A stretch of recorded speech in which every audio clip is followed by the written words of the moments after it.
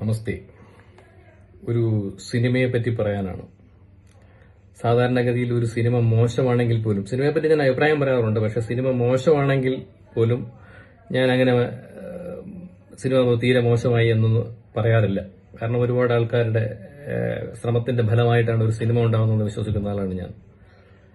പക്ഷെ ഈ സിനിമയെ പറ്റി പറയാതിരിക്കാൻ യാതൊരു നിർവാഹവുമില്ല. സിനിമയുടെ പേര് ലോക. ഒരു ഹോളിവുഡ് സിനിമയുടെ നിലവാരത്തിൽ എത്തിക്കാൻ വേണ്ടിയുള്ള സകലമാന സർക്കസുകളും സിനിമയിൽ കാണിച്ചു കൂട്ടിയിട്ടുണ്ട്. പിന്നെ ഇത് എന്റെ പിഴയാണ്.